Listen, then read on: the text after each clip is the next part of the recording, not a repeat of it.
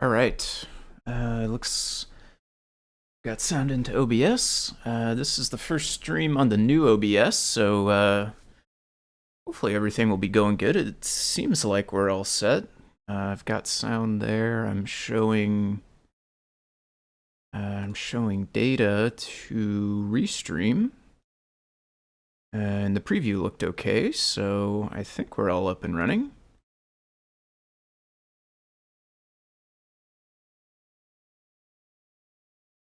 So yeah, I'm gonna shuffle a few more of these around just so I can try to keep an eye on OBS in case it crashes or has any trouble. Just because this is, I think, like the brand newest version. I installed this one from their GitHub releases, where I got this one from, and it was supposed to be solving a bug which was not allowing my OBS to basically have multiple window capture sources. So like, like right now I have a window capture source so that you can see my screen. Luckily did not leave on secrets. That was kind of close. And I have a couple of different scenes with a couple of different window captures, and I have one for Discord for recording the meeting, and the OBS that I did have before really did not want to have more than one of those ever. As soon as you tried to make a second window capture thing, it just crashed, so not ideal. New one, hopefully, is not supposed to have that problem. It does occur to me I have not actually tried it since I don't have the Discord chat on the screen there, but we're going to roll with it anyway. I will try to test that out at some point, hopefully before, I guess Friday, ideally, so it's before the deep dive. Although I could also just stream deep dive from this computer as well. Well, no. Yeah, I don't know why I said that. Obviously, stream it from this computer if it's going to be this OBS, but anyway, jumping into today, let me just make this a little bit smaller. I really need. Oh, okay, that's the opposite of smaller. Okay, there we go. Now we're good. Jumping into today, I'm jumping straight in the middle of it, so this is not something I've streamed about before. We are kind of popping up right in the middle of my effort on this, so sorry about that, but I did some work on this morning, and where I am jumping in right now is basically I have a version of this PyBadge code. This is very similar to the simple test inside of the PyBadger library. It pretty much just has like 3 different modes that show different things. One of them is like your name and your contact information, or whatever you fill into the strings here. One of them is an image, and one of them is a QR code that points to whatever you put in this string here.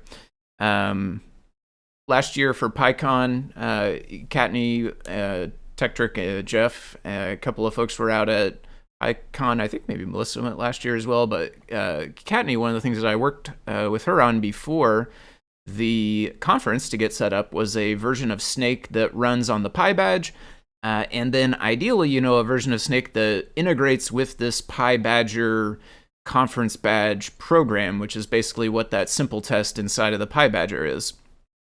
So it shows all those screens that I just described, and then what we did last year is we set it up so if you push the select button, it would launch you into the Snake game. What we're doing this year is making it so that it can launch multiple things. Instead of just launching you into the Snake game when you press select, it's going to pop up a menu onto the screen. You can arrow with the D-pad to get through the menu, and then select again on whichever one you want, and it will launch that external script for you. Those are listed out here, so I have 2 of them set up right now, but obviously you could add whatever you want, and you could change these ones as well just by putting a name for it inside the list, putting an entry with a name and a file inside this dictionary here. That will cause it to show up in the list, and then the user will be able to select it, and when they choose it, it will try to launch the code file defined right there. That bit is all, I think, working, and so the next thing that I'm working on, which is where I'm actually jumping in, is we want to have it basically allow unauthenticated users to change the color of the neopixels from a website. So the goal here is like, you know, Kattni or whoever is at the convention, you know, random member of the public approaches and is talking to them about the badge, right? Kattni's explaining, you know, what CircuitPython is and what the badge is and how it runs and stuff like this. And ideally, she can, you know, give that person like a URL or something. They can open up their phone, or honestly, it could even be in the QR code.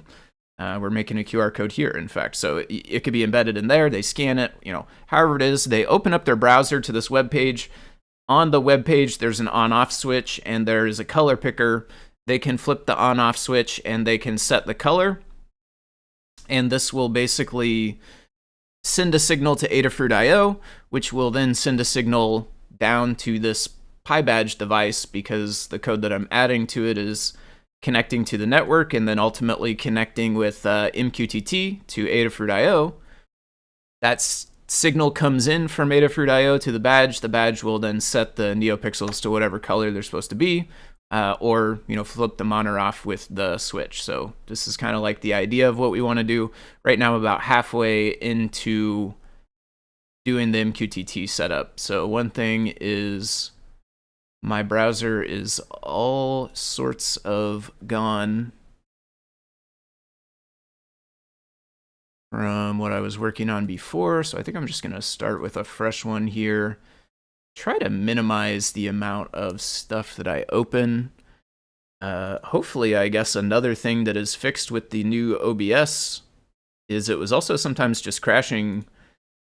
I'm going to say randomly, but really I think what happens is it was crashing when I was opening too many things, doing too many things, using too much RAM, is my best guess. I have not really looked into the logs for it yet, and I'm hoping that it's just not doing it on this version, but every now and then OBS would just kind of poof out of thin air, no longer is running, was just running a second ago, and now is not.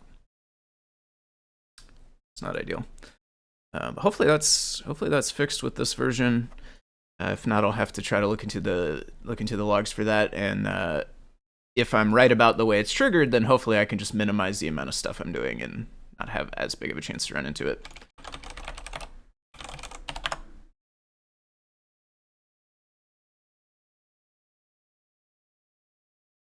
So I'm basing this code off of basically, hey, wait, what? I'm gonna want this later.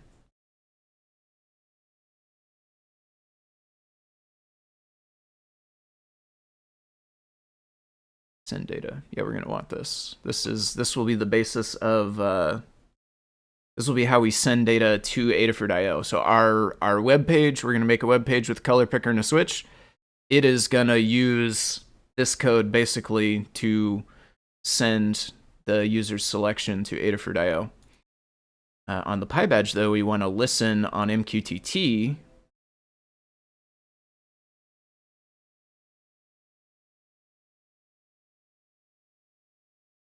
Feed callback? Yeah, let's go feed callback. We want to listen on MQTT for when Adafruit IO sends that stuff to us. We don't need this. This is basically the last thing I copied. Okay, so we will need all of this, or probably not all of it, but we could get rid of some more of it later. We want to do all of this. We want to do this. We want to do all of these. Yep. All of that. Although we are going to change some of the last bit there. And instead of doing battery, this thing, let's see, add callback handler for the battery feed. So I'm going to say neopixel color on neo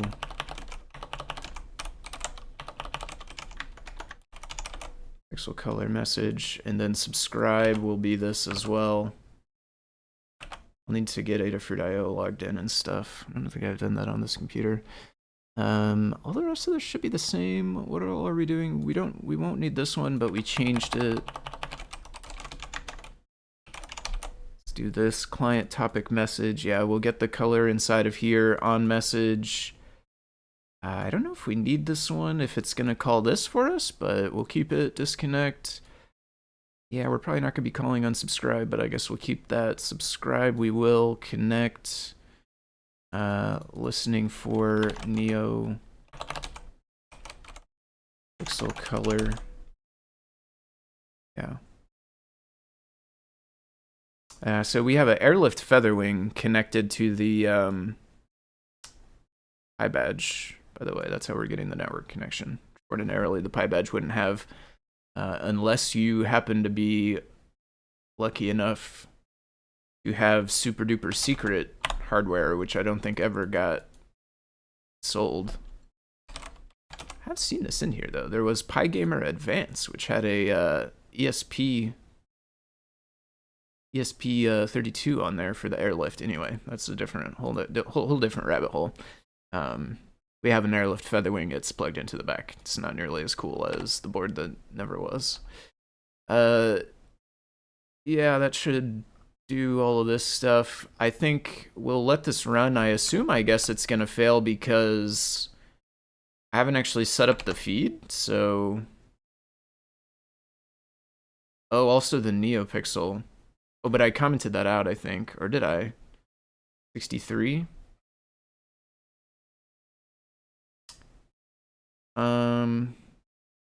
Yeah, I think we don't want to do this. We don't really, I don't think we really need a status LED. And the problem with doing this anyway, even if we do want the status LED, it gets tricky because well, first of all, it almost certainly already got initialized inside of the PyBadger constructor thing. So it's already grabbed. We can't just initialize it again, and we need to be able to set the color after the user sends us the trigger, right? Like the whole point is we want to change the color. So using it to indicate status is a bit tricky because, like, you know, is it red because it failed, or is it red because the user set it to red and it succeeded? This says feed must contain. My guess is that this is the error we get because I don't actually created the feed yet. 37. Add feed callback.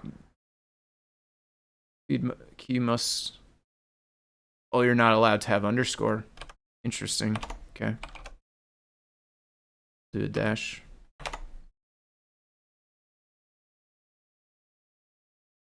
I assume it still fails, or I guess. I mean, maybe it just listens but never gets a message. It's like I will need to go create the feed on Adafruit.io. All right, fair enough. So yeah, that's interesting. So now in order to actually send data to it,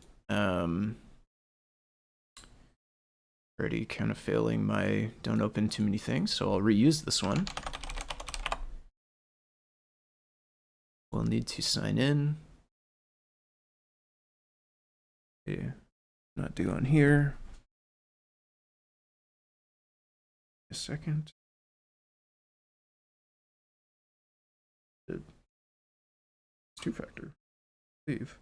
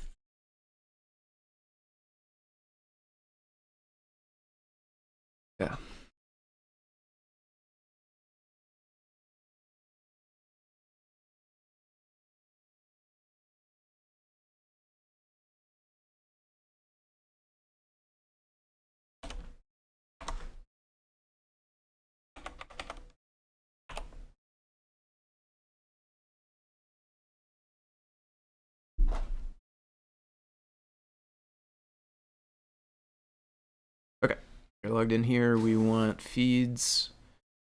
Let's just go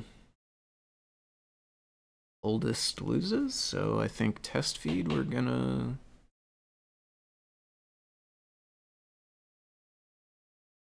delete. Oh, check. Delete.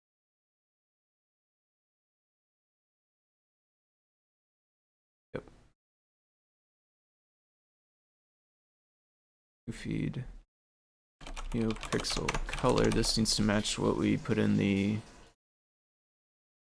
script here. Data. I guess let's do a dashboard. I think with a dashboard we can make a color picker. Dash.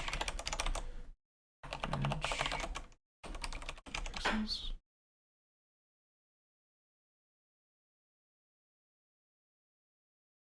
Block. Color picker.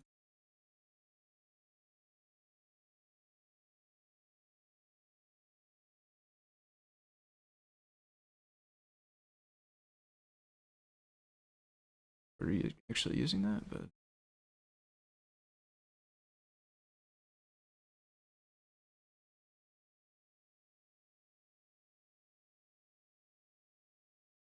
those are there. But I think default is what we want. NeoPixel color. Next step. Color picker or color.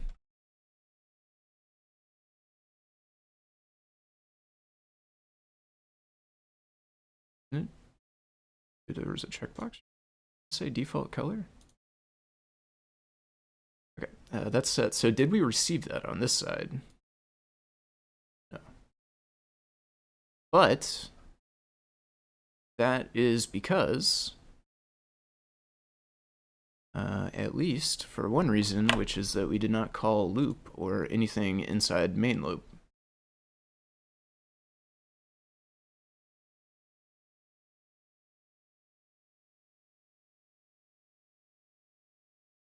Receive data?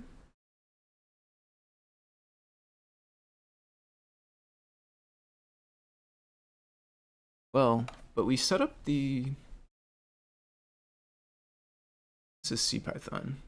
We set up the connector. Yeah, loop. That's what we want to call right there. There we go. Failed to get data, retrying.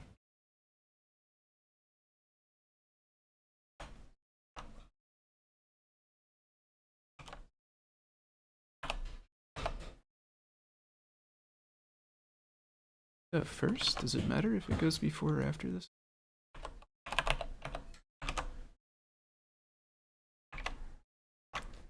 Time sleep?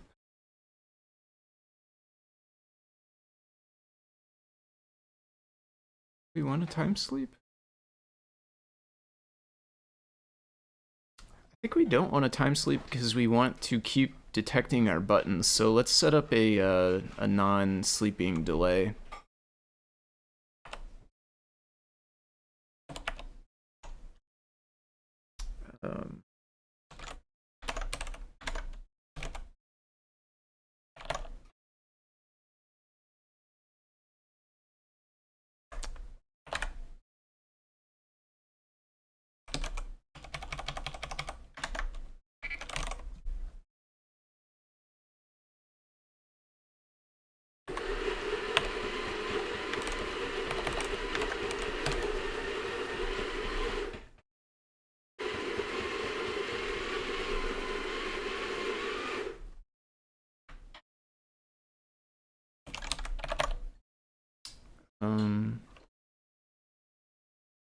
Once per second. Do we want to go? It's got half a second on there. I guess let's do half a second.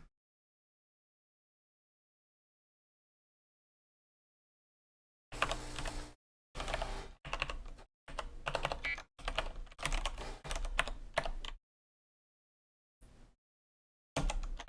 think I like it on the left side actually. So we want to go this plus delay. That's less than equal to now, then we do this. So basically we're waiting our half a second. but we're not sleeping. Therefore, the loop actually keeps going. It just doesn't actually do this part every time, only when enough time has passed.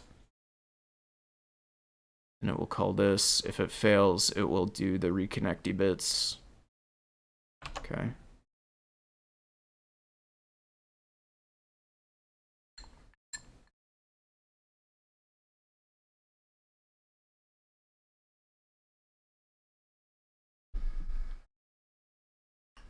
Yeah. Okay, so first of all, it doesn't want to compare none numerically.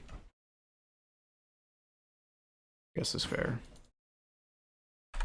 Oh, wrong one. Hey, whoa. Oh.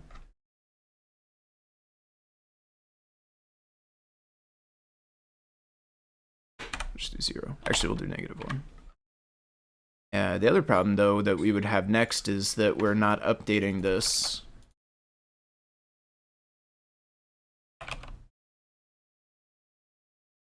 We should just do it here because we don't really care if it's successful.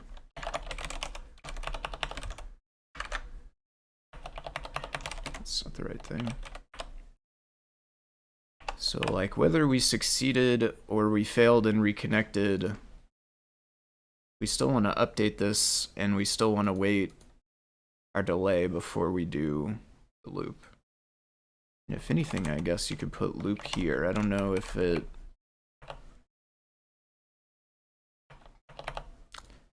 When you connect, I don't know if it... Well, but it's not going to just, like, get the data that was there, because it's kind of real time. I don't know.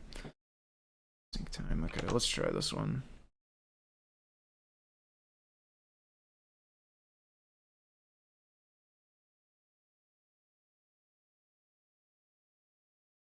All right, there we go. Now we're connected.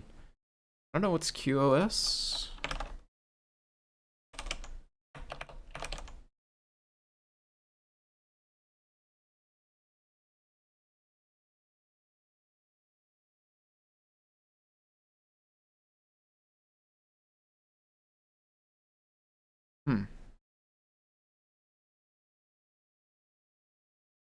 Granted QoS? I have no idea what that is. Quality of service?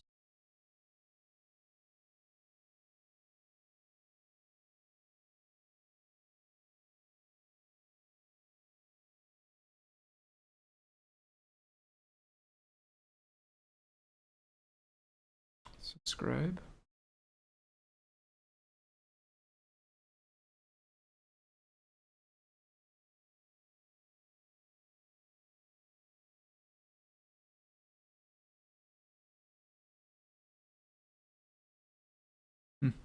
Doesn't have that. Sucks.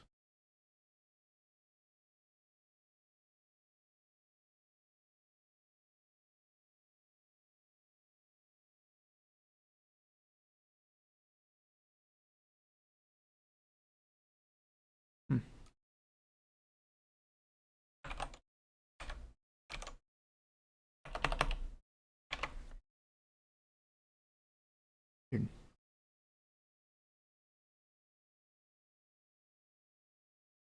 We'd have to, I guess we could look where it calls the subscribe call. Anyway, see if it works. So, oh.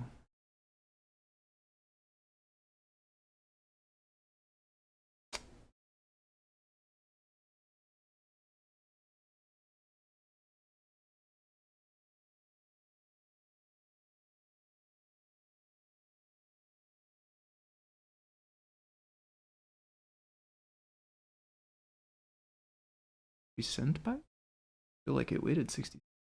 Maybe.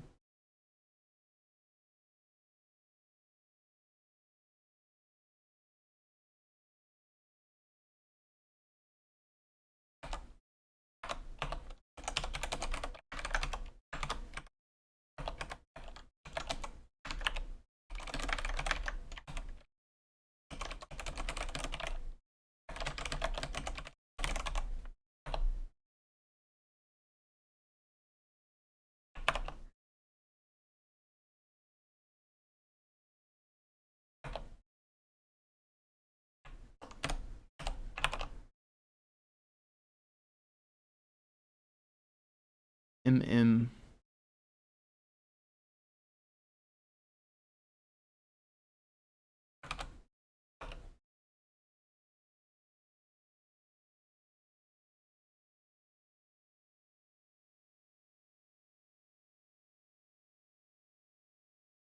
Another right import for.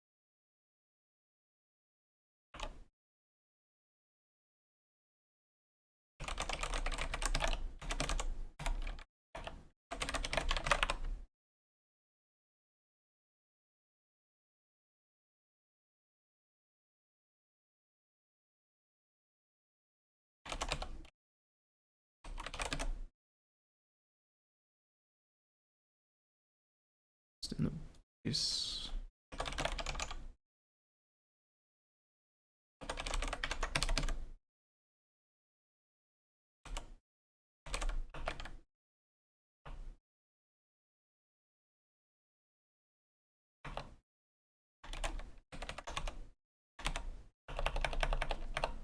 Does it have it on that thing?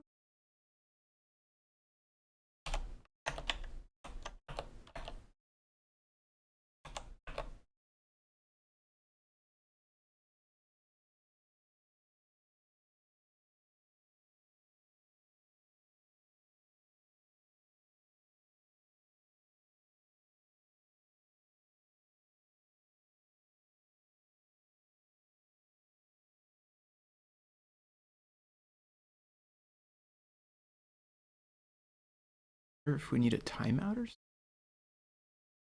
Those were subscribed.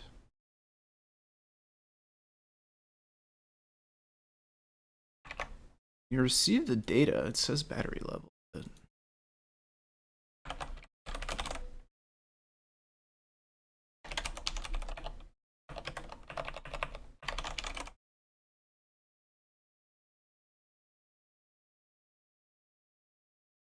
does it die if we don't send anything? So if I leave it for a minute, 60 seconds without updating again, is that when it dies? Of course, at this point, it should catch and try again.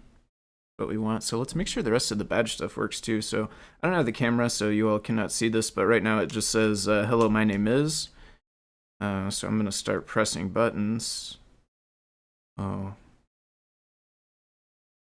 Buttons don't work.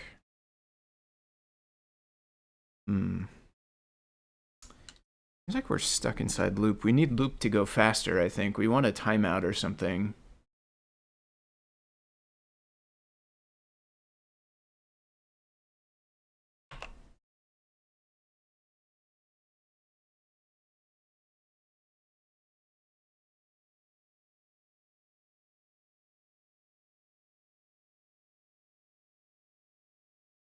I think loop, we want to go faster if we can.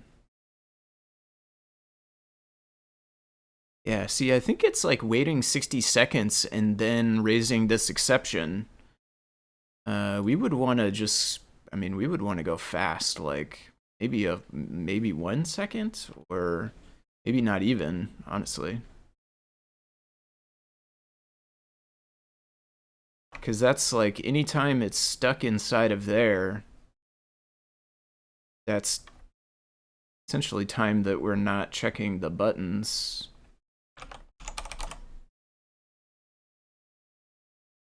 Wonder if we should try without callbacks.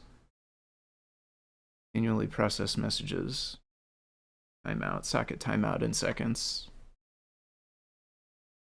Defaults to 1. Client.loop. What is client? Is that a MQTT?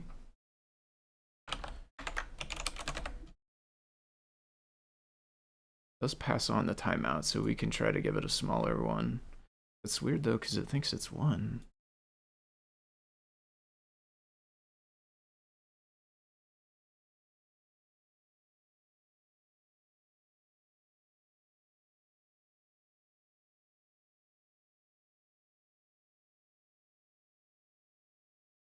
Client.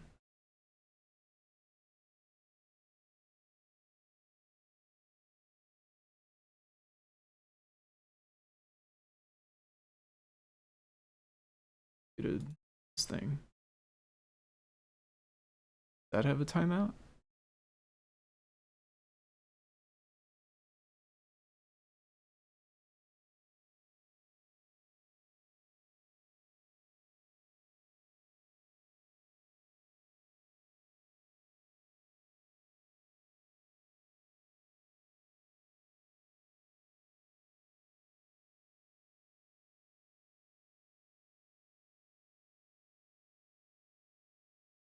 Receive timeout.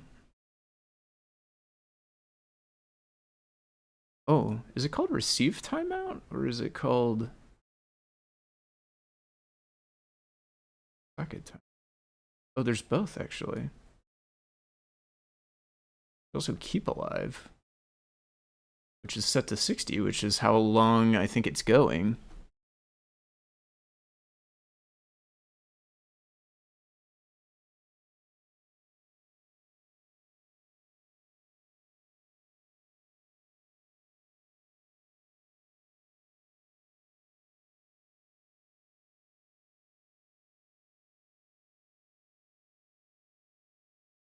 Hmm.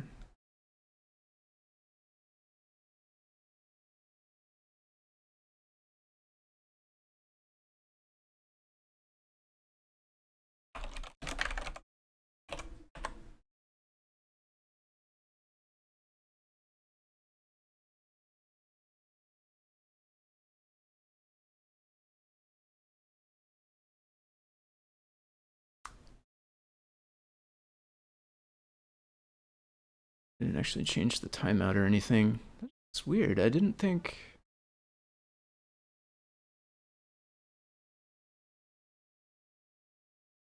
Call. I've used the MQTT examples a few times, but I don't recall having it like this, where it essentially blocks.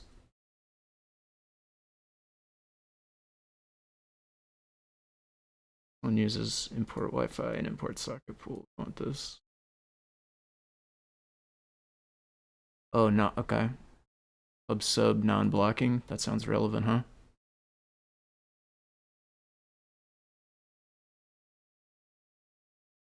Oh, but that's publish. But it does have on message. What made it non-blocking?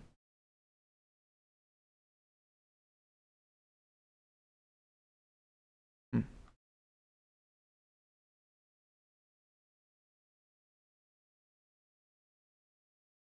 It just has MQTT client loop.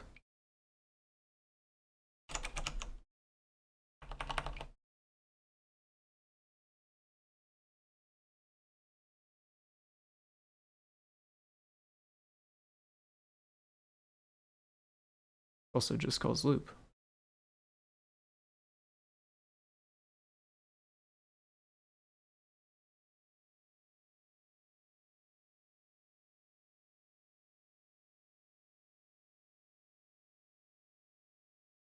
Okay. BRB. Get her into the rack. True. I don't know. I don't really see how the other one is. Anyway, BRB.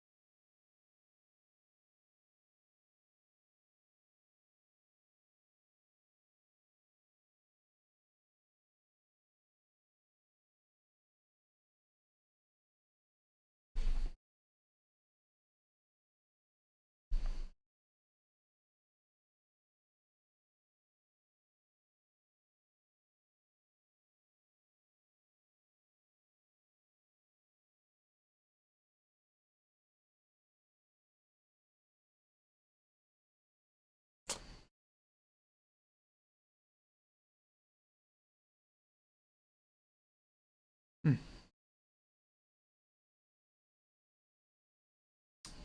Yeah, truthfully, I don't really see why this one is blocking and the other one is not.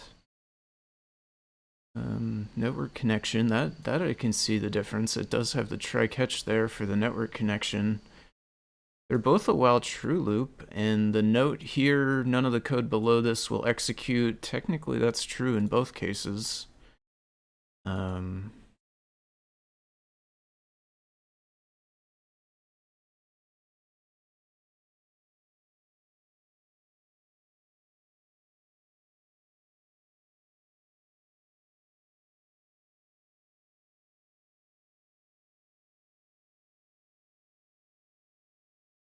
So we'll try to nab this setup then.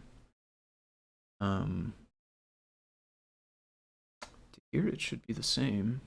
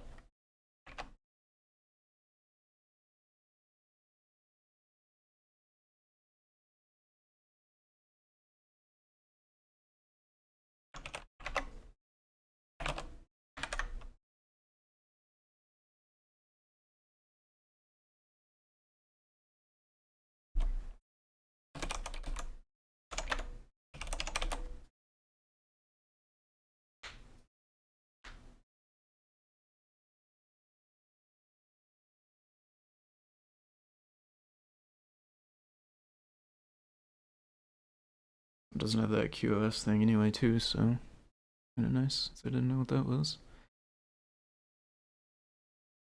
I have these set already inside settings, but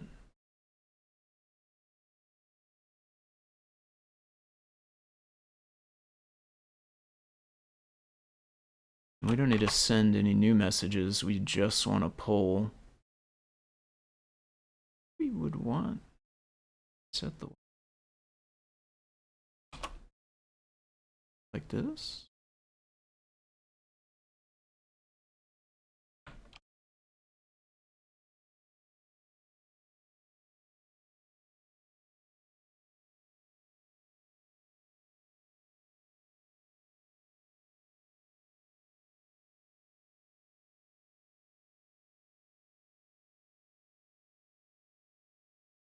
Basically, that means I don't have a thing called user inside of my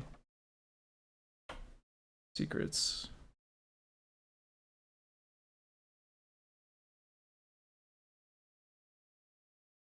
Anymore.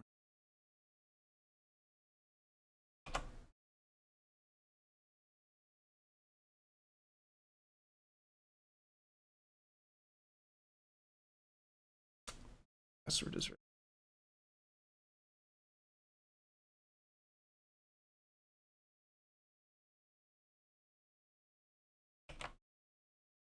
Broker.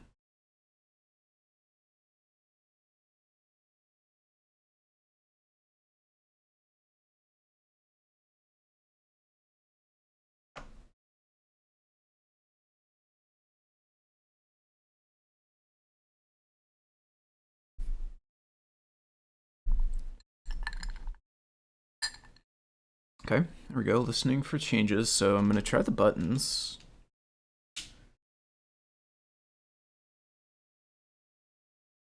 Still do.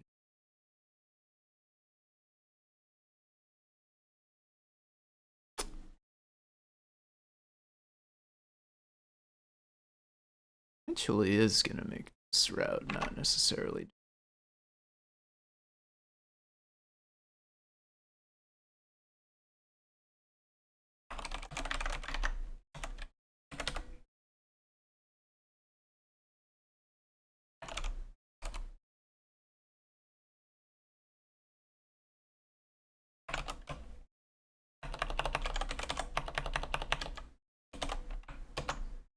So my original understanding was we would see these real fast.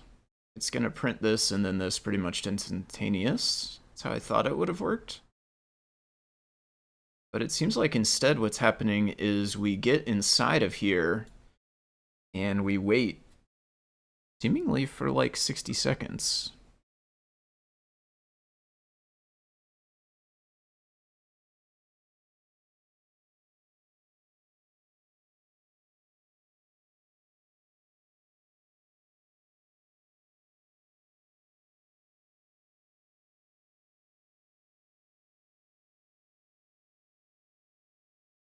Don't understand.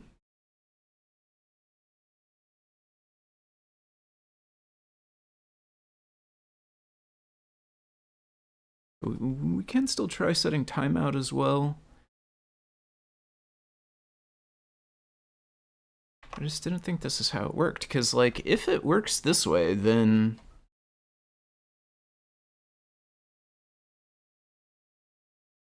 basically this will never publish unless it receives. So this one's looking on test feed, and the way this is behaving means basically it will not publish until after it receives.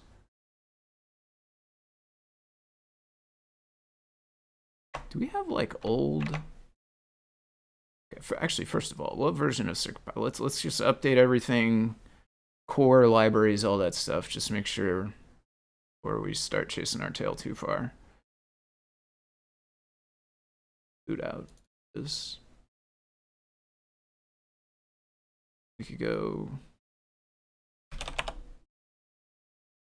I'm on a Pygamer.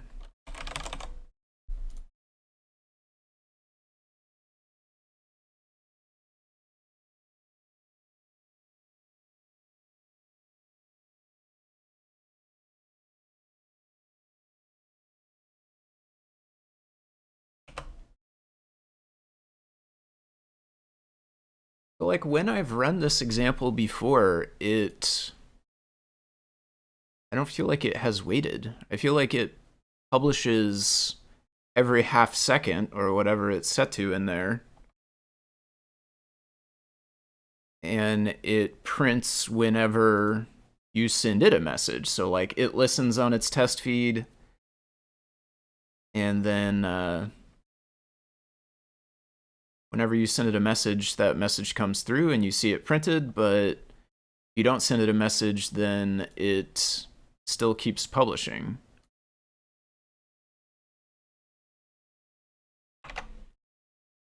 In our case, though, we're like stuck inside that loop.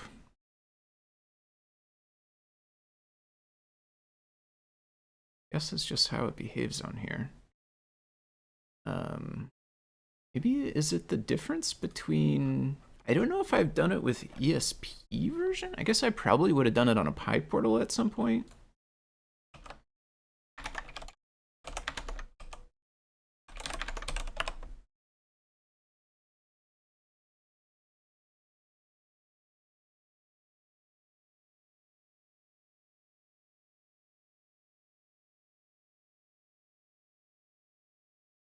PubSub non-blocking ESP32 spy.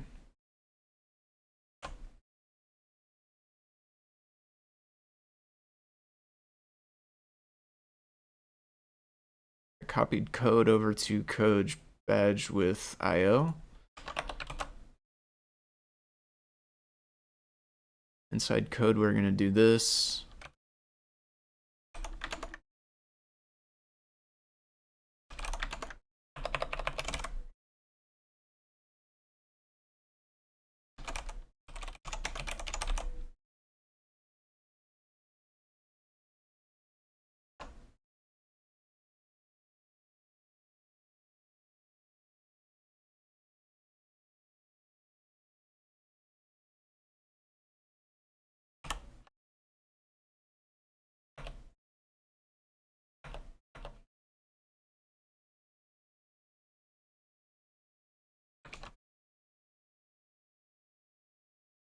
won't let me do the status slide actually. User.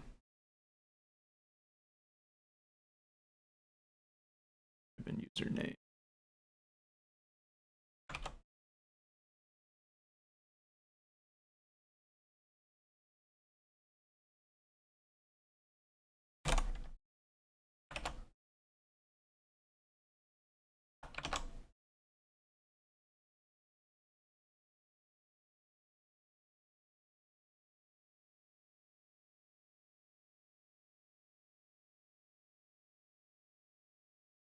Not on Spice. We messed up by running, or maybe we have the wrong pins.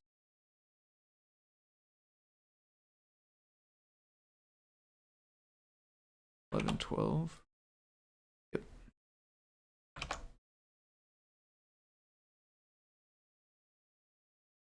Probably just use board.spy as well, maybe. This is not okay.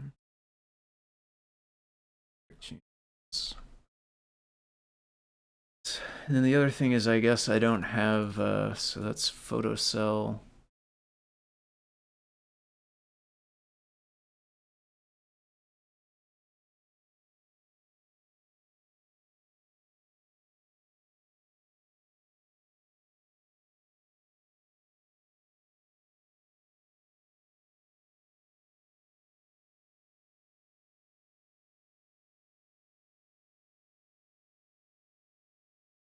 Subscribe somewhere?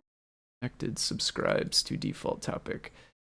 This one's actually weird. It's publishing to the same thing that it's listening on, but yeah, it totally is just waiting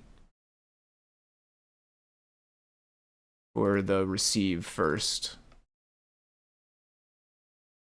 If I choose a color here, that will make it go.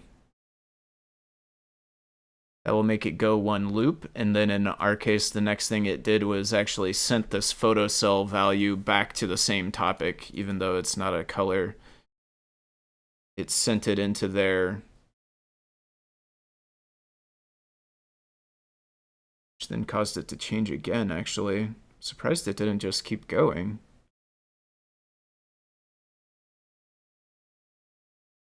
Anyway.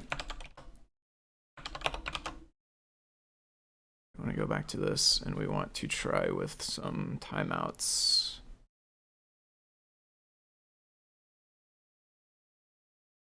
Was it on loop, or was it on initialization?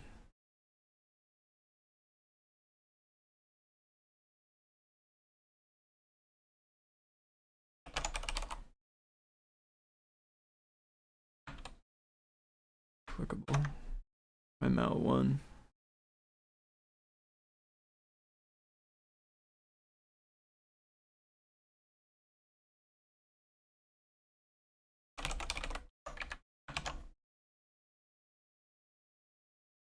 Actually timing out after 1 second though.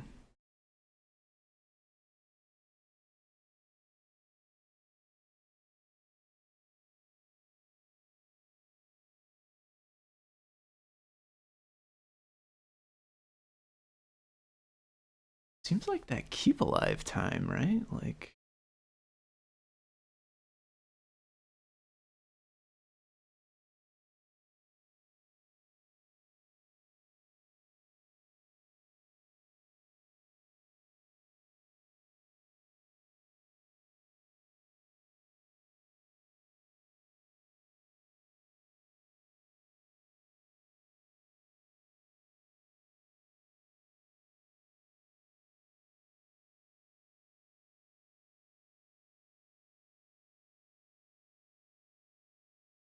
oh, also though, let's make sure we got the latest ones of all the libraries.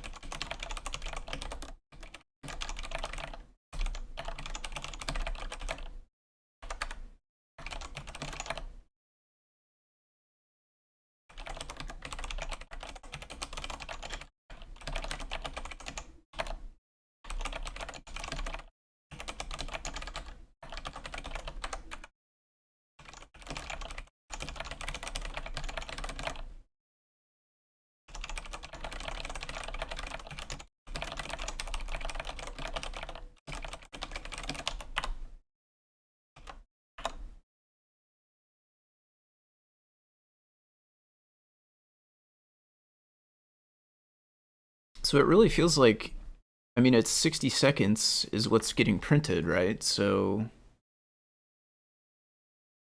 unable to receive within.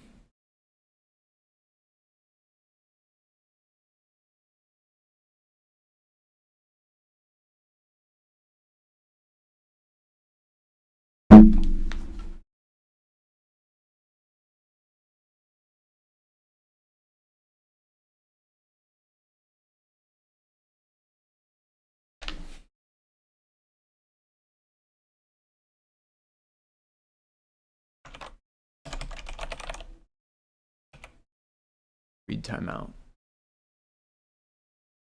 which comes from keep alive.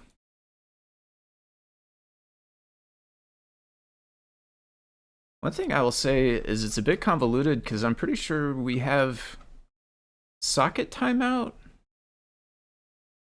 we have receive timeout, we have keep alive, which ends up turning into read timeout. So we have 3 kinds of timeouts, and it's not clear to me which one really means what, but keep alive, when we initialize MQTT, that seems like the one that actually matters as far as I can tell.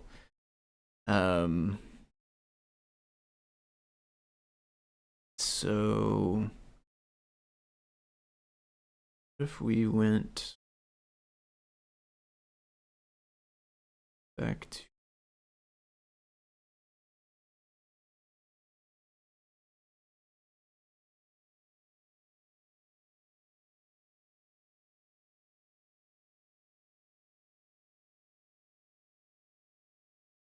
here.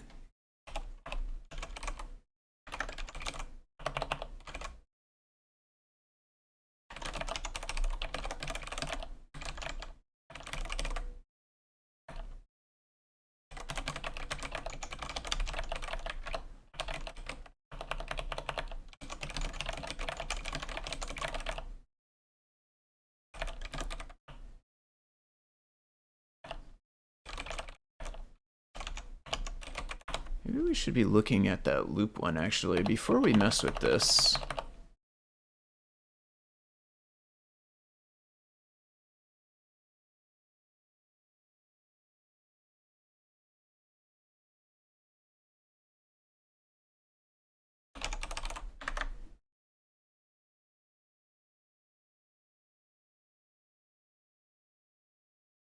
Just calls client.loop with timeout. Client is the MQTT.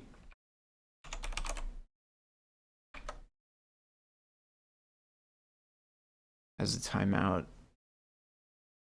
Shoot, this is not the MQTT. I got 2 of the same file.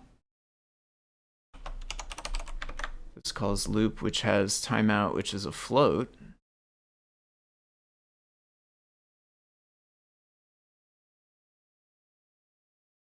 Keep alive.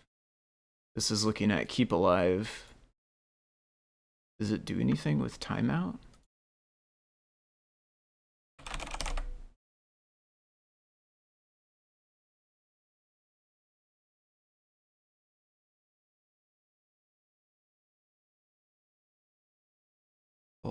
Is on set timeout on the socket.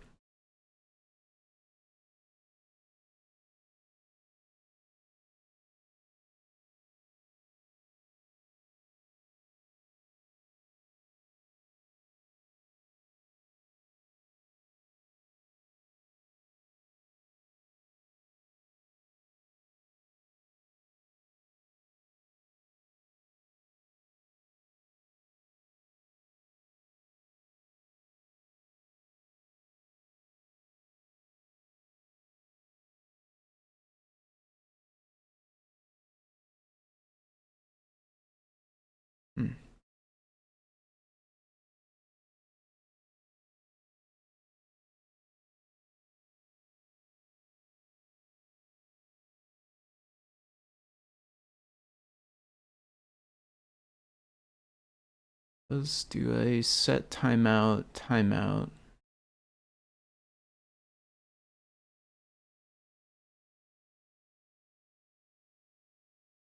Like, it seems like it's written to say that it should be waiting for that amount, which in our case should be 1.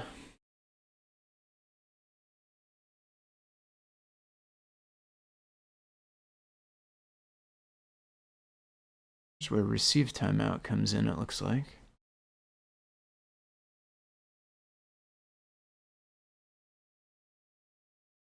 Else none. I mean, it should be, shouldn't it be returning none?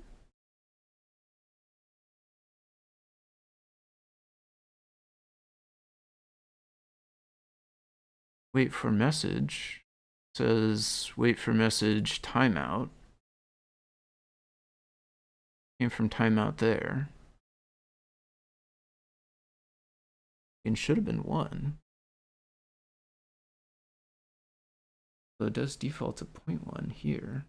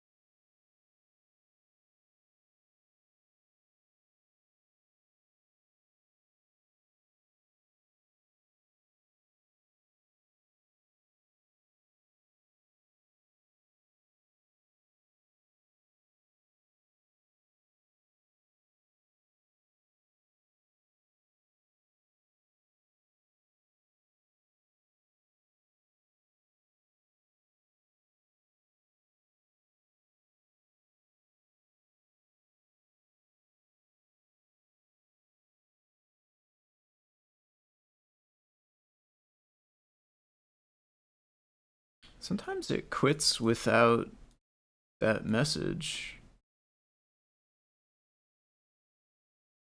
Because it goes unable to receive, which would be failing, like here.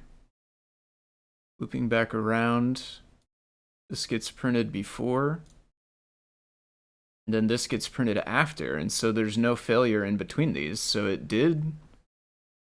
does succeed one in there.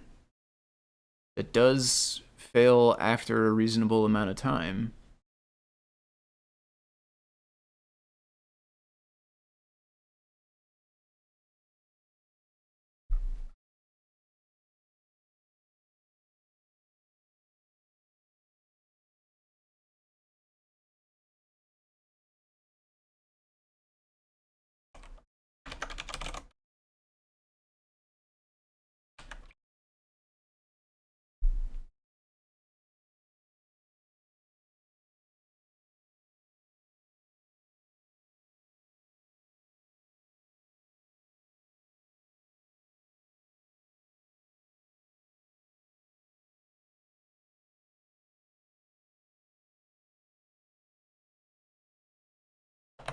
So like 1 second is really the lowest we can go.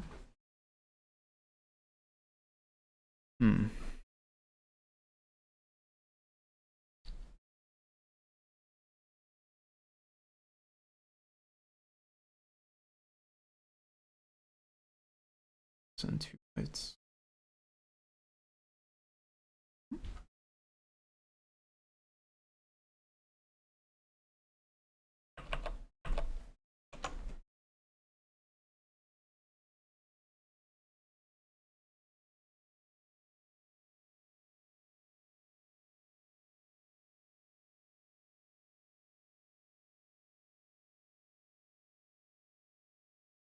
It's still not working right though, because it's still not bailing.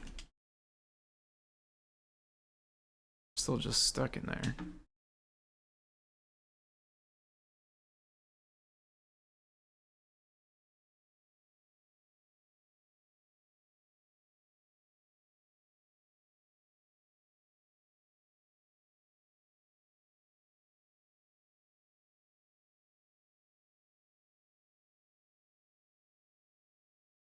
This time I didn't even actually receive it either, so yeah, that's just like all the way broken.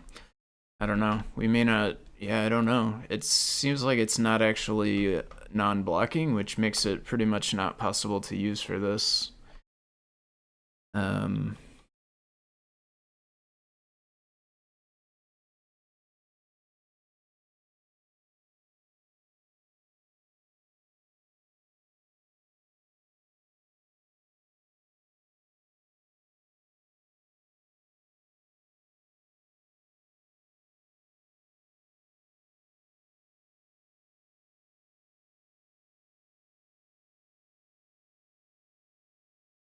All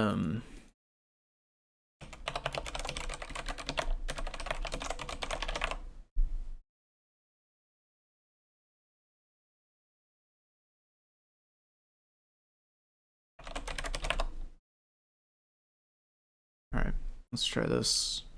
Hopefully this one is non-blocking.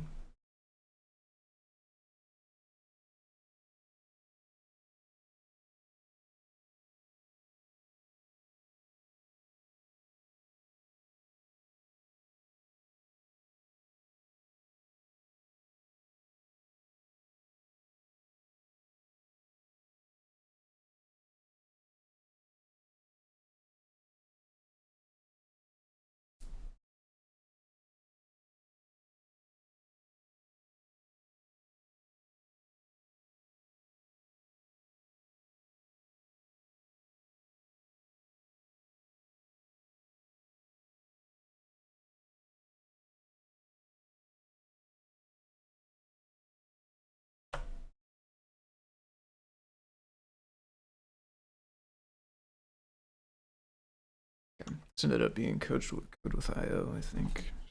Anything else with it? I'm just gonna leave that one there, actually. Probably revert back, but unfortunately, I'm drinking coffee. I do gotta run to the restroom again. So I will BRB one more time.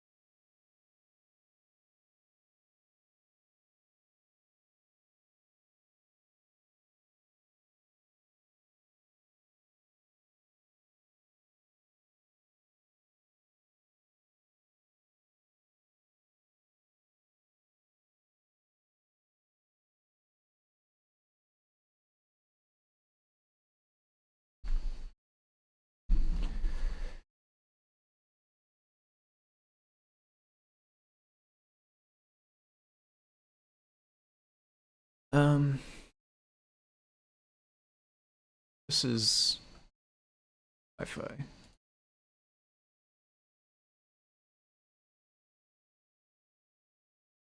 Oh. Are all of these Wi-Fi? Uh-oh.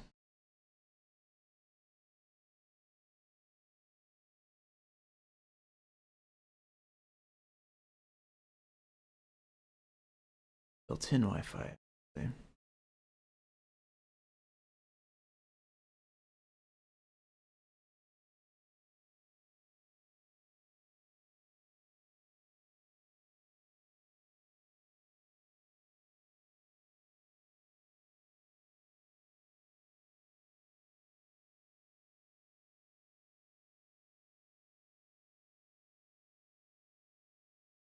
Server HTTP server on pool.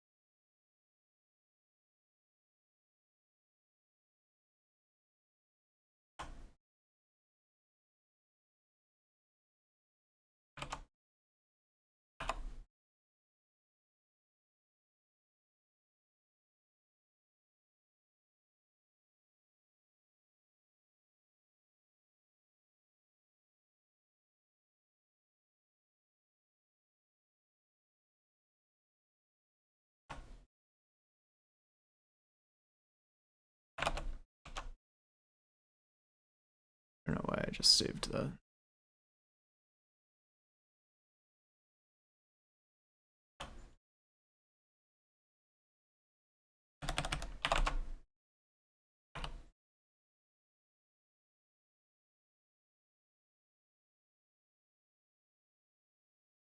So we make a Wi-Fi object, we call connect on it, and then we say set socket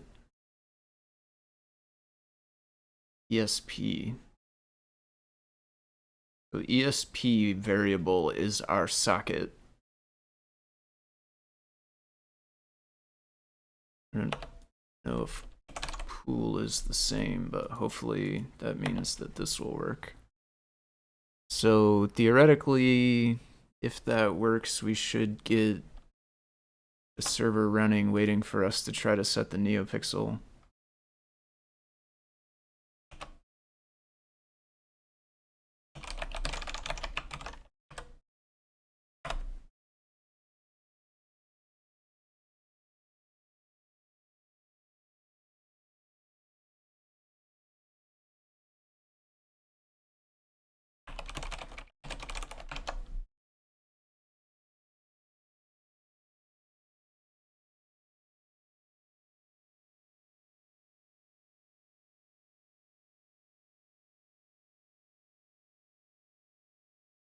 Oh, 31.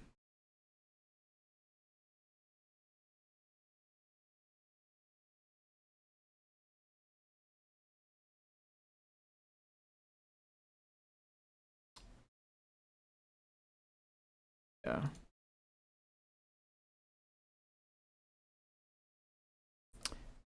It would be nice to go through all of the library examples in the bundle and make consistent the way they access secrets. Some of them are like from secrets import secrets, some of them are like import secrets and then it's trying to do dot whatever as a field name. Some of them are other things. It would be nice to have that completely standardized. Has no radio. I don't know, let's just not do it for now. It says connected. You know, well, we didn't make it to serve forever, but this is not gonna work, right? Because this is just turning around calling radio anyway, right? Which is the same thing that we just said it can't do.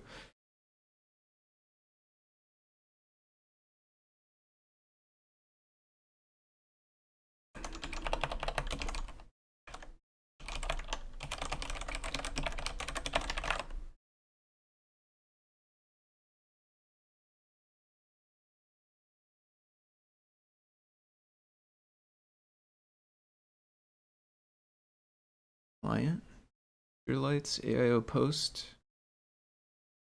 server, server.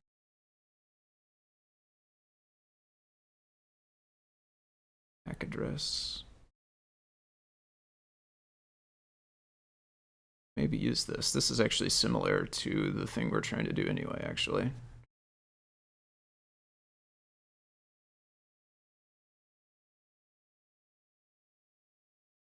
ESP dot.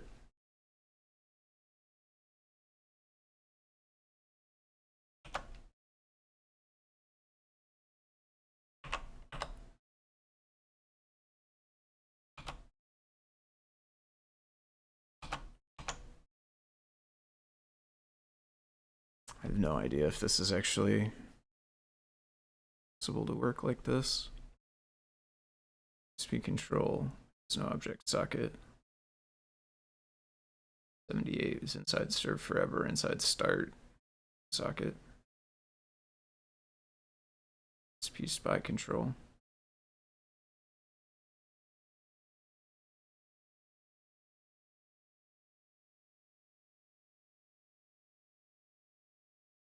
Server.set interface, and it does just say ESP. Okay. Use this example instead.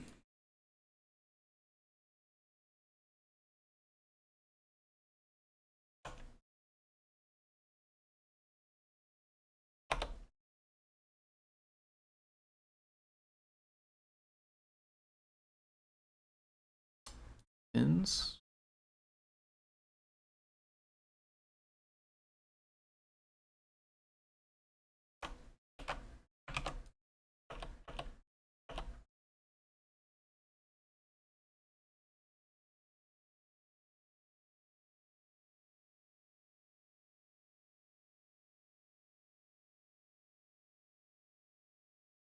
This one might be a good option too, actually. Creating the hotspot. Let's leave it there.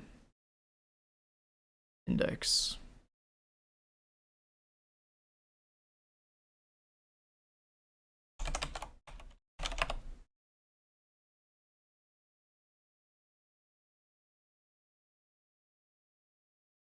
Get its stuff if I don't want to refactor. Just delete it. Sometimes I wish it would just delete stuff without refactoring.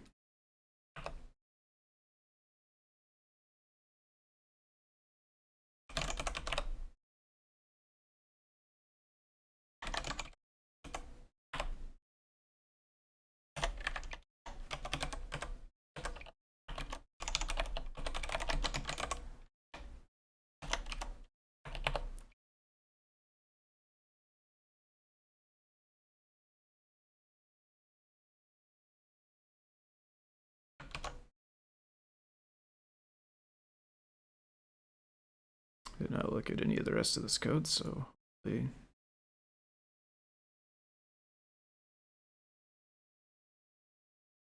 static asset directory. Why?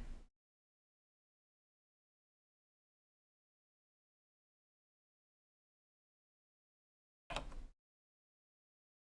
that where index needs to be?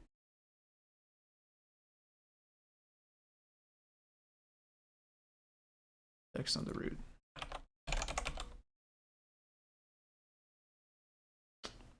Indeed.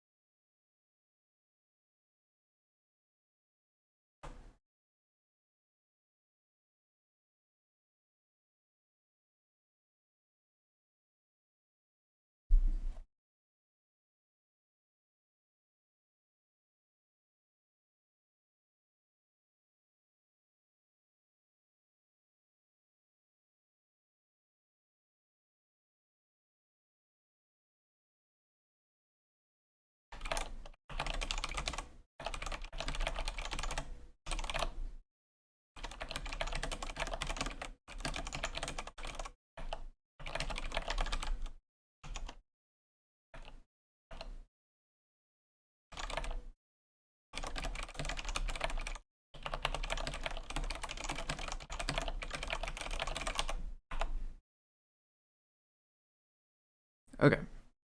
This thinks that we are set here.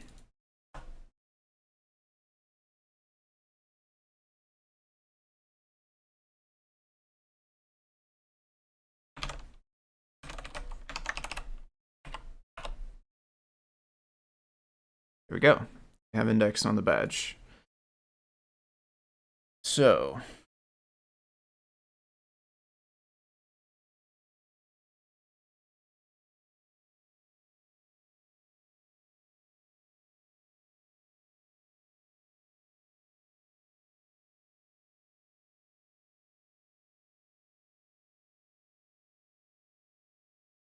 LED on, status light fill.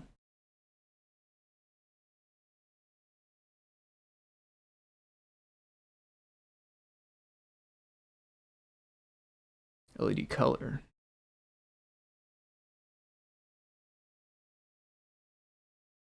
Oh, that one needs to be a post. So I can do LED on or LED off.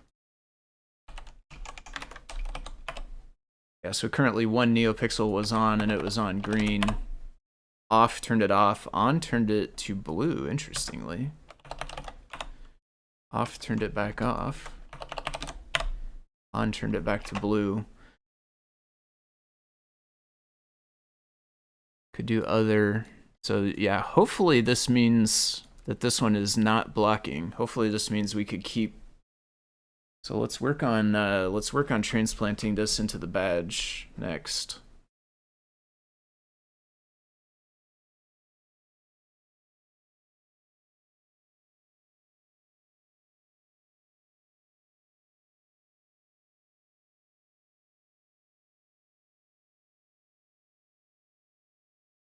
So I'm gonna make a new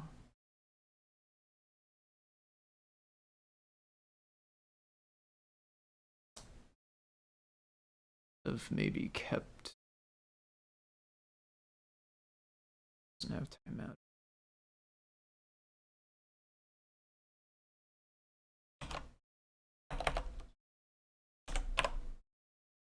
Should have maybe kept this elsewhere before I changed as much of it, but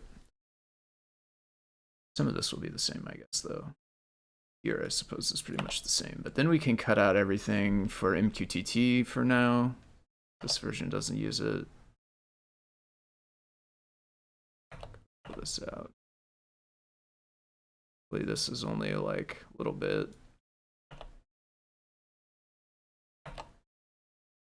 Won't have any MQTT exceptions. I think. We'll put our poll inside of there. Put all of our setup here. So we got Wi-Fi and we got Connect.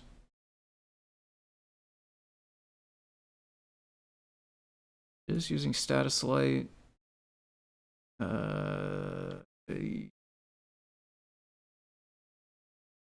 Settings by doing.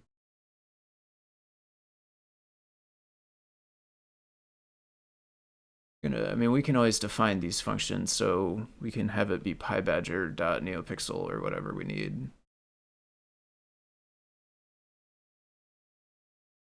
Yeah, let's do it that way. So let's actually not bring in the status. We can, do we care? I don't think we care about the MAC address. Let's not bother printing it. Wi-Fi, then connect. So that's what we have. This stuff might be interesting. It does have this whole class. I kind of wish this was in a class by itself, truthfully.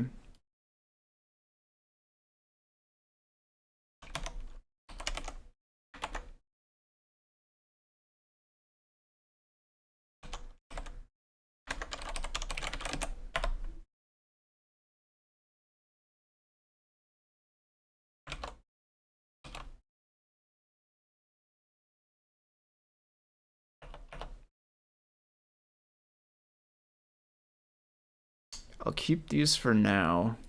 We'll keep this for now because we do ultimately want that. Static.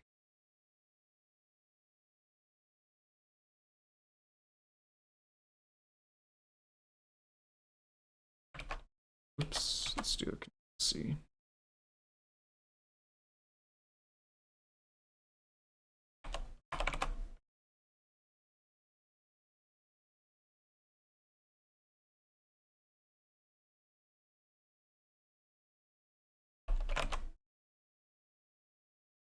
It can import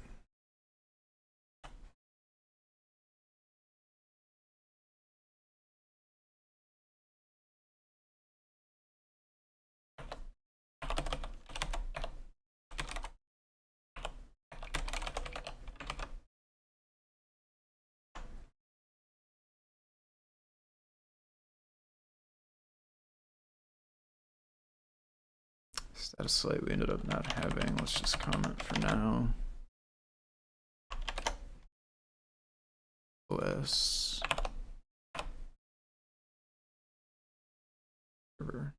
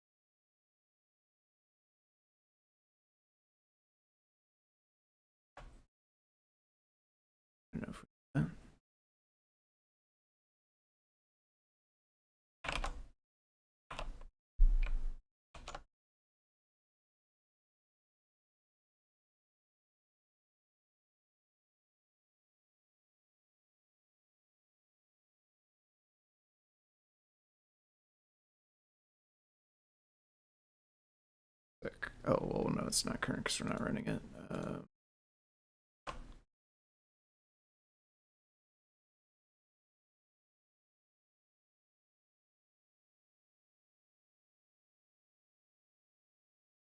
Did I cut that out? I think I cut this out. All right, well, let's overwrite CodePy, I guess.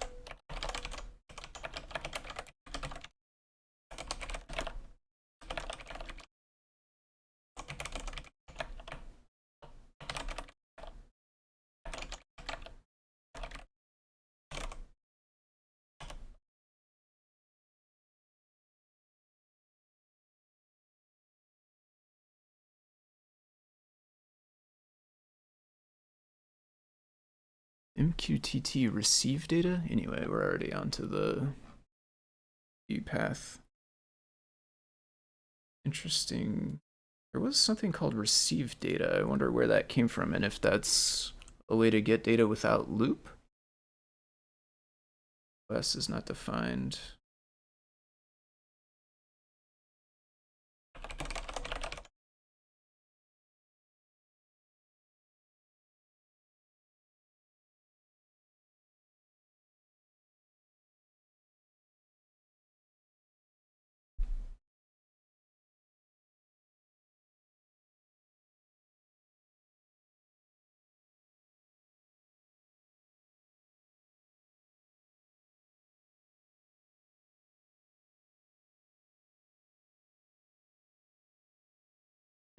OS, it needs in the other one actually.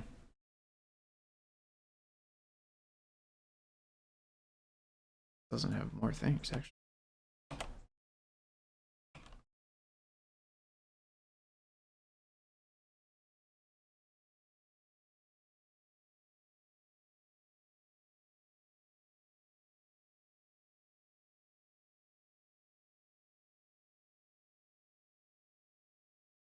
See the badge. We're connecting to Wi-Fi. Yeah, okay. It's spamming that really, really fast because somebody forgot to put the actual loop inside there. Also, we could update it to not say MQTT, I suppose. Oh, where? Right, I don't have that anymore.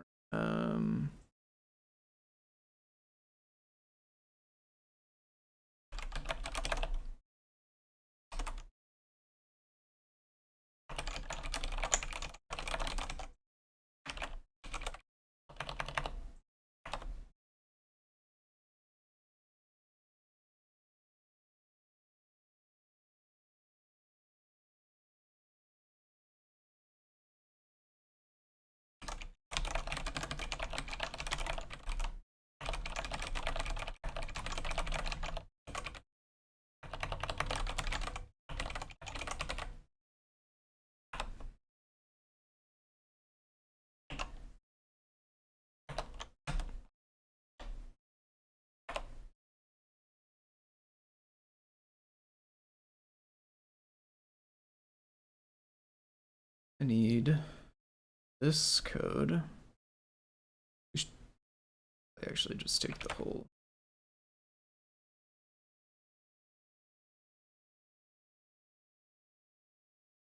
Again.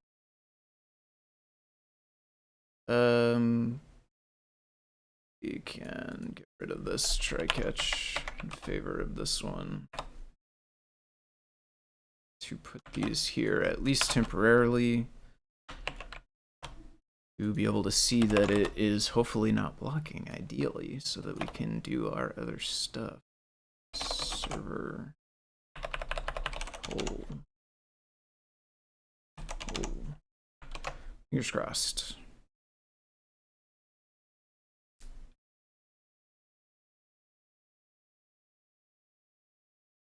Got the badge, connecting to Wi-Fi. Boom. Yeah, spamming still, which is good. That is what we want. It's still running quickly. So theoretically, this server works. Which unfortunately, I already have open. I currently have LED off. I'm going to hit LED on. I returned a page, but it did not turn the LED on, which makes sense. I commented out the code that turns it on. It did return the page, though, which tells me that's working. So then as long as the actual badge buttons work, then we're good to go. So I'm going to try that. Again, for anybody that's watching, if you haven't been around since the beginning, I don't have the camera hooked up, so you can't actually see this. But I am pressing buttons now on the Pi badge, and it is successfully changing between the 3 modes, as well as the new mode, which I added. I think we're good to go here. Boom. Off. Oh, it crashed.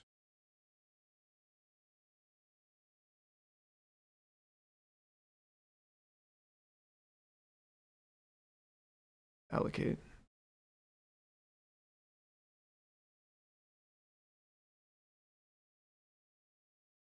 Nine 91305.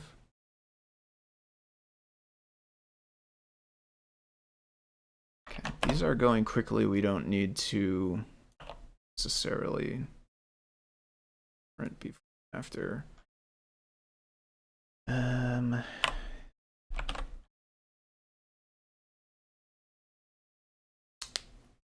Getting close, probably.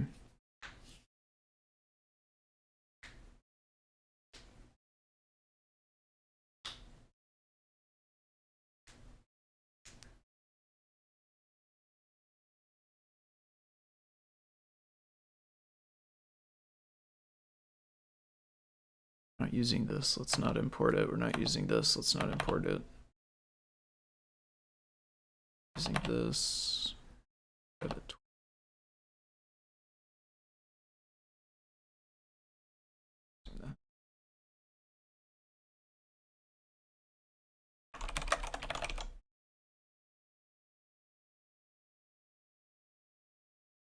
Oh no, yeah, okay.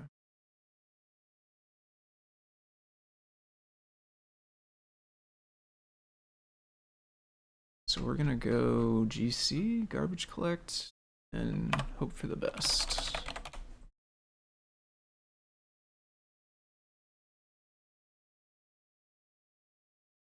We may not have the outer RAM.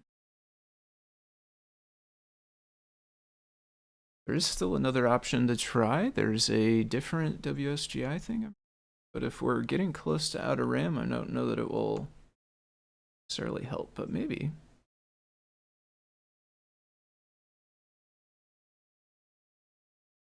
An awfully why?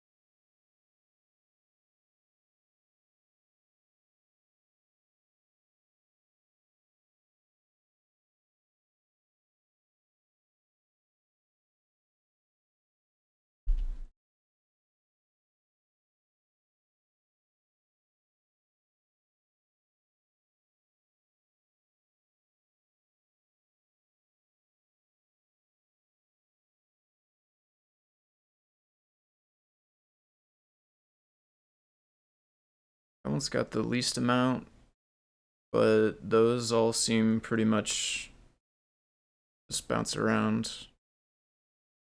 That one didn't affect it at all. It's kind of weird. Guess it just didn't create any new memory things. 48K, I mean, we should have enough, right?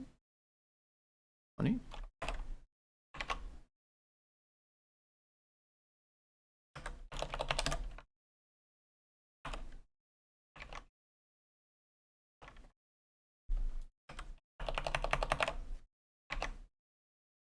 Okay, I don't know. Seems okay now. Oh, that is lower though. That was 44 or something before, I think, right?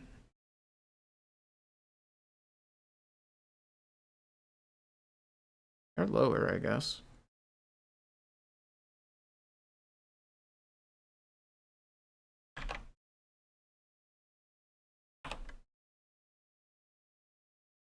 And it says it failed actually with 8913.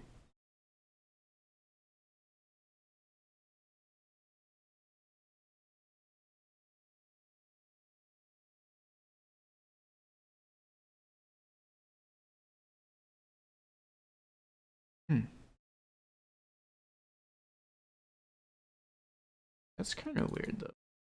Have not bytes. Still be having enough?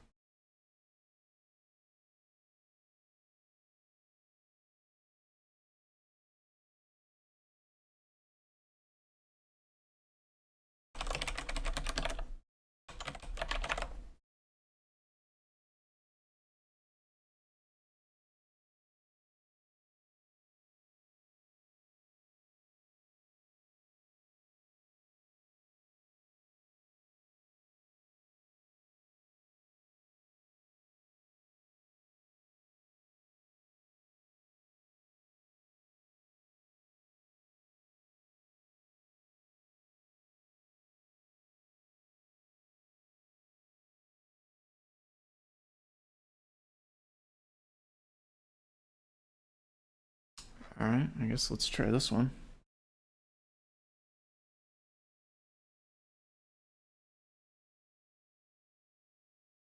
Wi-Fi connect is pretty much the same.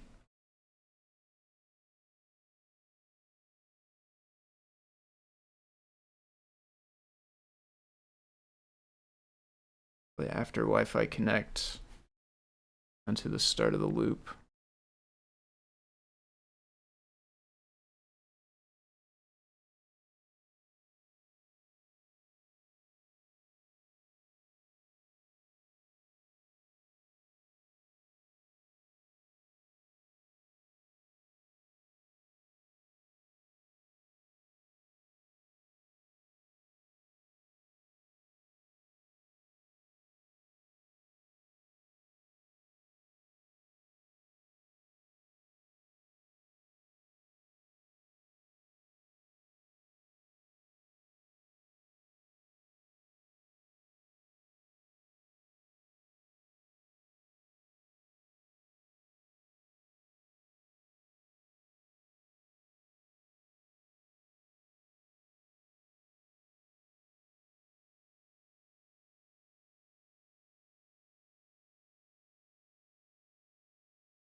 Cute.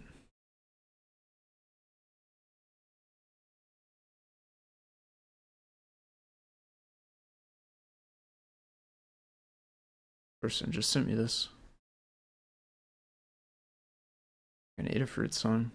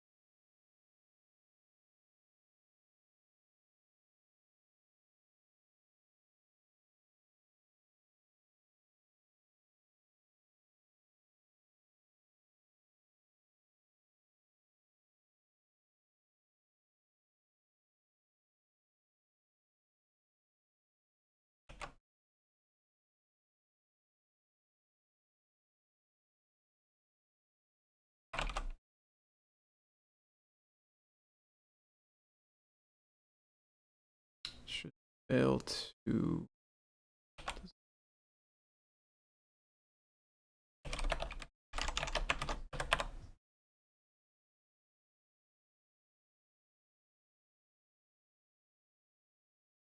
the new song. Oh, I played here. Yeah.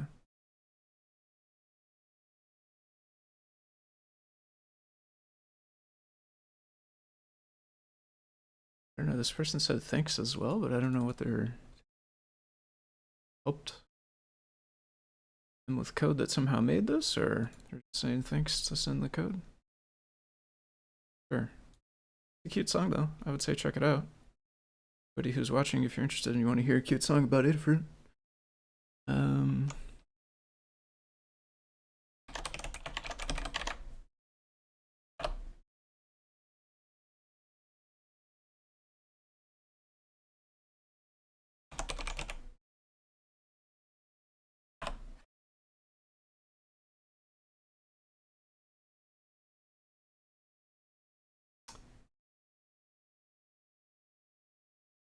Okay, free mem. So we're running, but I did not actually do, oh.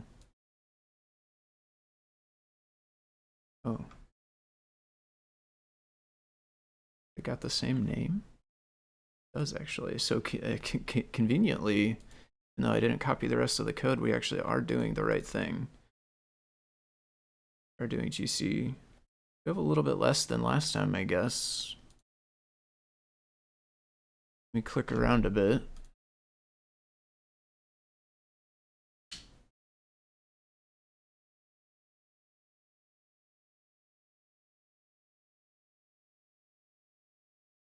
I guess it may reset some if you go to snake and oh, just that lower one, 41. About where we started though on this one.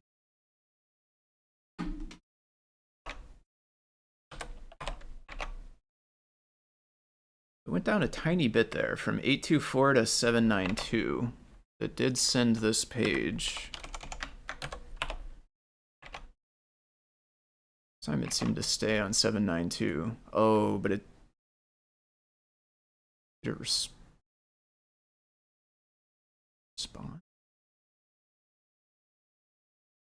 Notice if we saw anything time on the page. What's this one actually do? So we LED. Yeah, I don't know. I don't need to.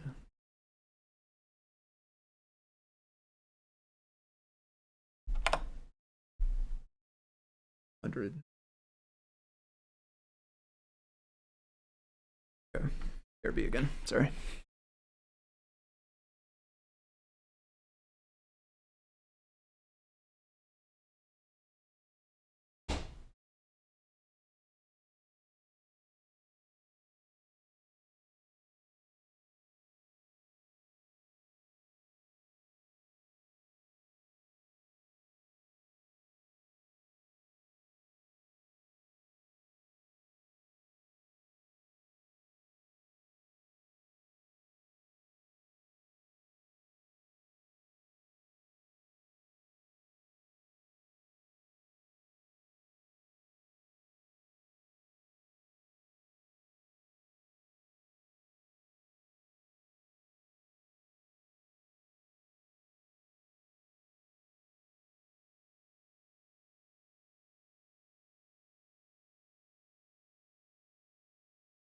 Trying to store black and white videos 1 bit per pixel.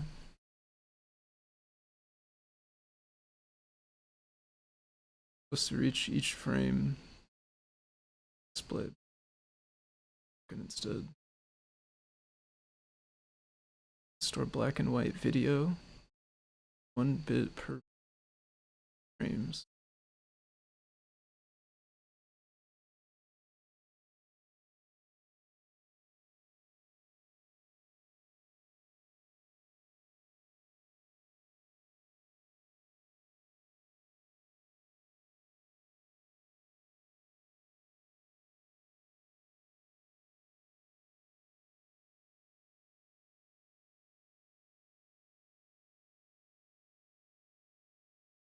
Here's broken instead. Don't know.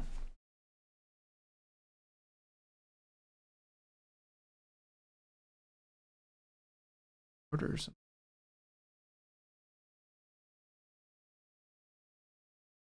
So familiar with the older display API, which is what it says it's not display. Oh.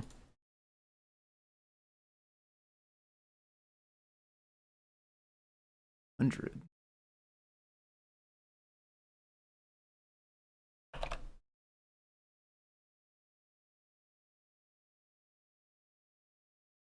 Succeeds, but it, or I should say it finishes. Oh, well, for one thing, that's expecting some more stuff here, so I guess there is that. LED off? Seems like it should work with just LED off. It does print LED off, and we weren't seeing that get printed.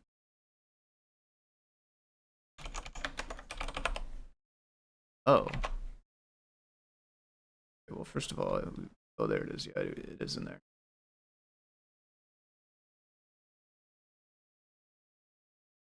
Okay. RGB. So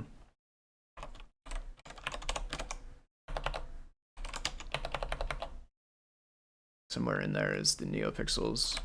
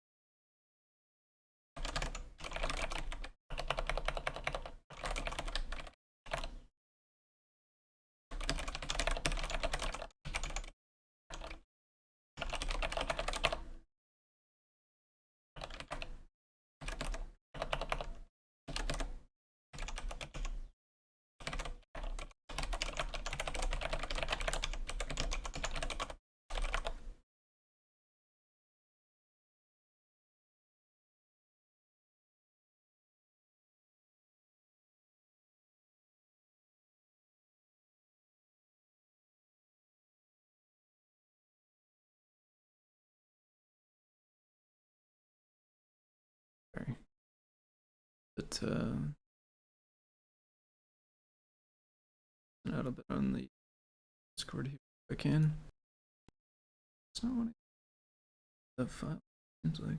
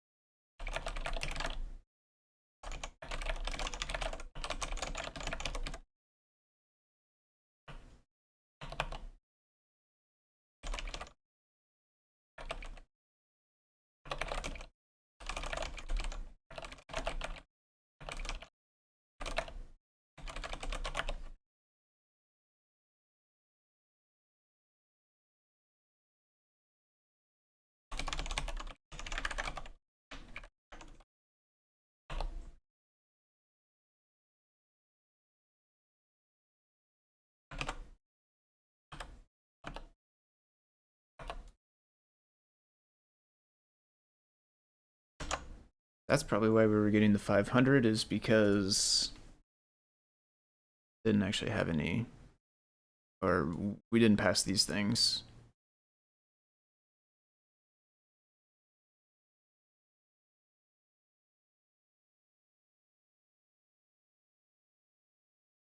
I haven't got the memory area, which is good. LED off. It's good. LED on. Then we're gonna go, let's say red, so go 150, 0, 0. Nice. Okay, all the LEDs are on red right now. So pink, blue, dimmer blue, a little bit. Yeah.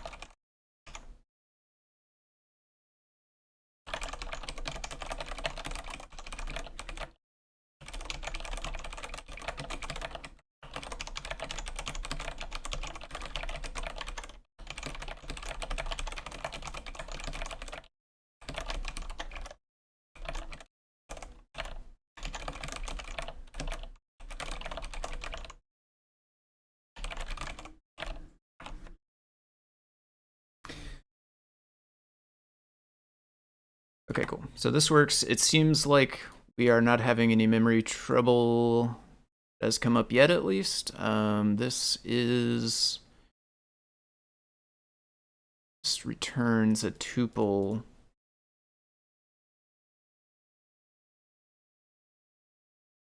So theoretically, I guess we could read.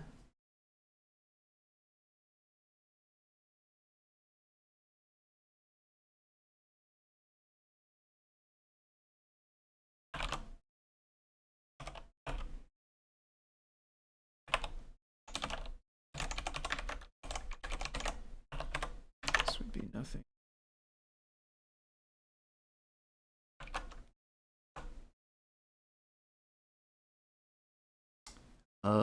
Okay, no, but we can go.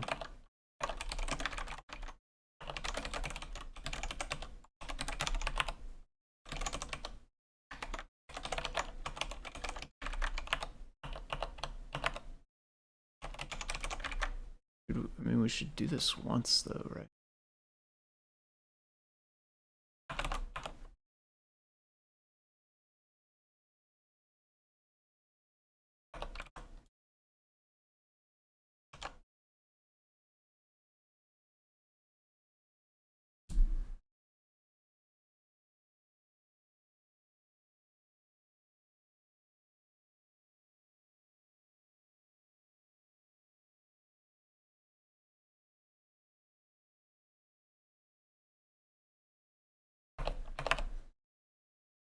There we go. How much memory? Not too bad, to be honest.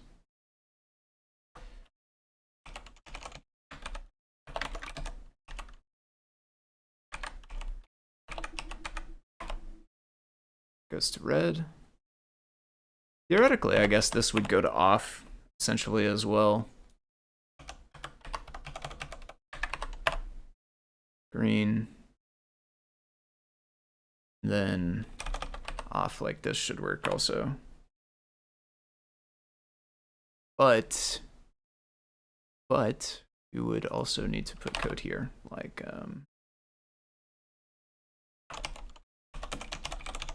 this. Otherwise, it will not work from there.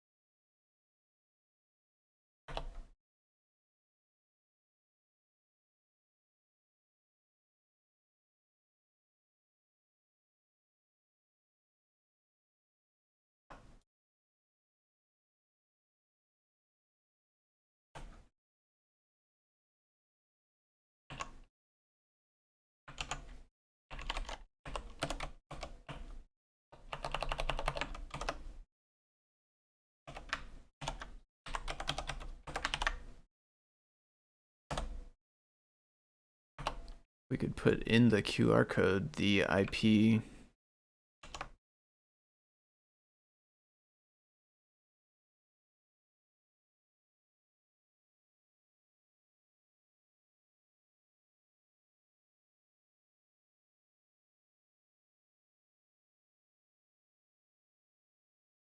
Wait a bit longer.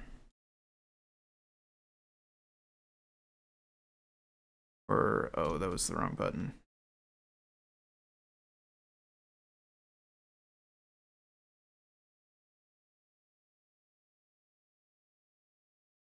Well, so I can see this page from my phone as well. I should be able to go LED score on slash, what do we say? Maybe let's go for some deal action here. So we're going to go 0/n/10. Boom, deal action. So now we can just make an HTML page that has a color setter that when the user sets it, they're gonna basically, it will redirect to this page. Theoretically, we could return index again here as well if we wanted, and it would just let them keep choosing new stuff. And it will load each time, but from the user's perspective, it will not look like it's going to a new page. It will just reload all the same stuff again. I don't know if the color will be saved or not, though.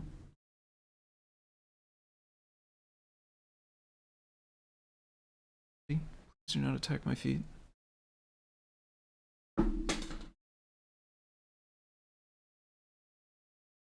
Okay, I think maybe that is where I'm gonna call it for now. I have a wild cat Pokemon has appeared who seems to want some attention. I'm gonna some petting tolls here, and then see if my wife wants to go to the store. I'll probably be back later on to work on this. I don't know if I'll pop the stream on or not. Probably not, to be honest, but I will get back to this, and then maybe tomorrow or another evening this week I will pop back on potentially and do a follow-up here and show the current state of it and actually have the camera set up and stuff so that you can see how it's working instead of just me printing stuff out and saying what it's doing. But so that's going to do it for now. Thank you for watching, everybody. I hope everyone has a good day and a good rest of your week and all of that stuff. I will be back for certain on Friday for the deep dive. Possibly before that, if you want to get notified, you can follow me on Twitch, FoamyGuy_Twitch. And then if you want the notifications, make sure you turn the notifications on and set up how it's going to send you whatever it's going to send you. If you don't want notifications, that's cool as well. I'm happy to have you watch either way. And yeah, that's going to do it. So I'll see you all later. Thanks.